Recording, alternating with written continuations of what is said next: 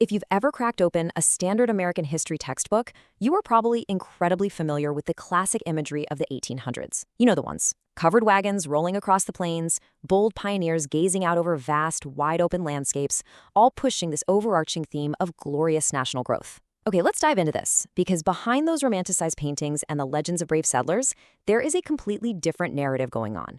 It's the side of Manifest Destiny that most history books just kind of gloss over. Which brings us to a really provocative question.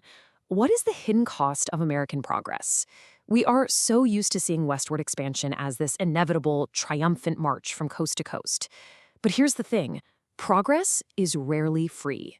To truly understand how the modern United States was formed, we have to pivot away from that romanticized version of history and ask ourselves what and exactly who was sacrificed to make that map a reality.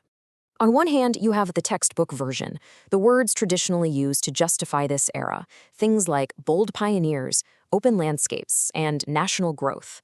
But the reality for marginalized communities was starkly different.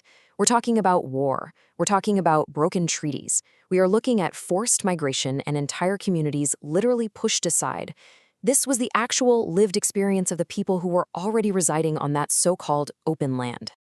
Section 1. The ideology of expansion. Now, what's really interesting here is that Manifest Destiny wasn't just a physical migration from point A to point B.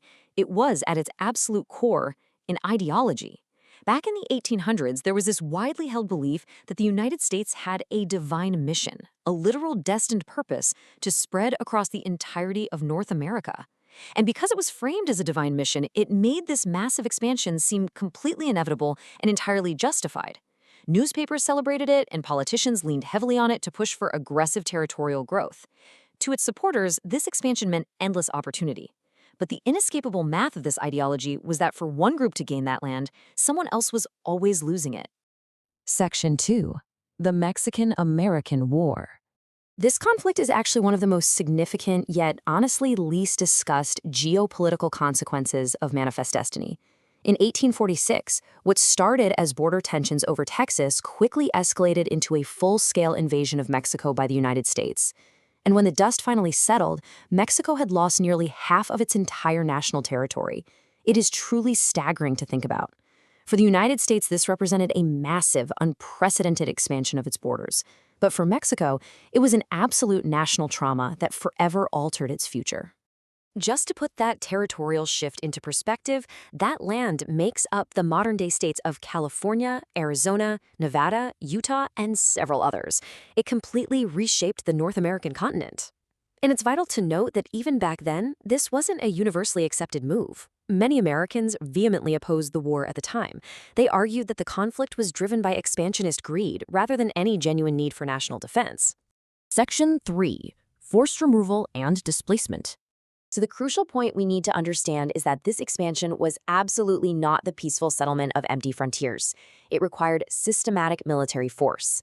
First, as settlers began moving westward in massive numbers, the pressure to seize valuable land increased exponentially. This wasn't a slow integration, right? It was a chaotic land rush. That pressure culminated in the passage of the Indian Removal Act. And let's be clear, this wasn't just a suggestion, it was a strict federal policy that forced entire sovereign indigenous nations to relocate, which leads to the deeply tragic era of deadly forced marches westward, where people were literally driven from their ancestral homes at gunpoint.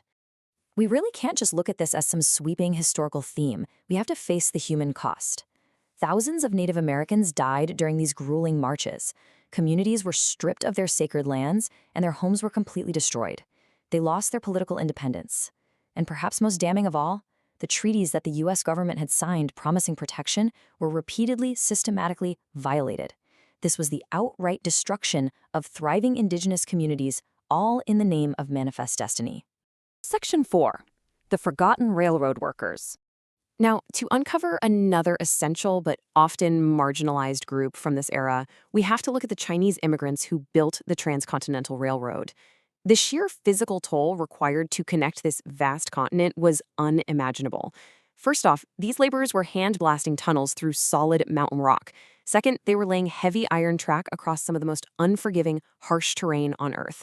And third, they were doing all of this while surviving brutal, freezing winters in makeshift camps. They were performing some of the most dangerous jobs in human history just to make westward expansion physically possible.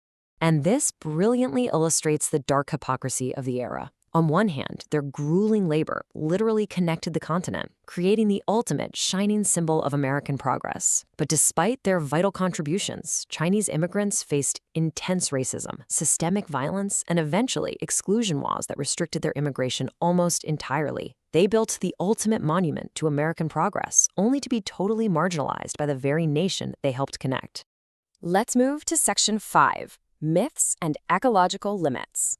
To understand how all of this was justified at the time, we have to look at one incredibly dangerous myth: the idea that the American West was mostly empty, unused, or uncivilized. The entire engine of Manifest Destiny depended heavily on this exact lie. By labeling the land this way, it made forced expansion and displacement so much easier to justify politically.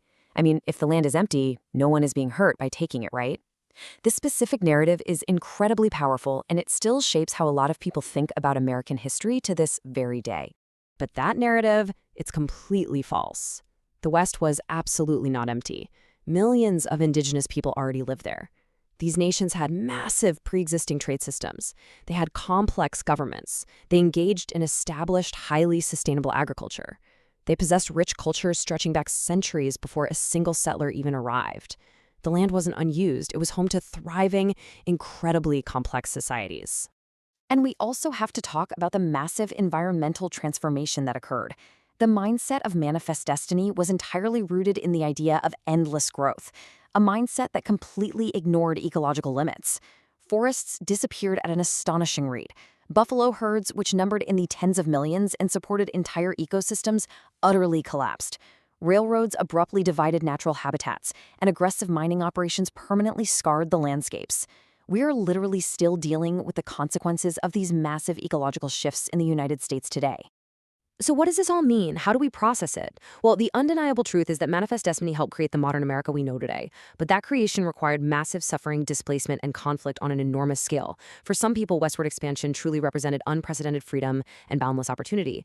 But for others, it meant devastating invasion and total loss. Which leaves us with a final, essential question to consider. Does understanding the dark side of history weaken it, or does it make it more honest? Acknowledging the war, the broken treaties, the forced labor, and the environmental destruction doesn't erase the modern map of America.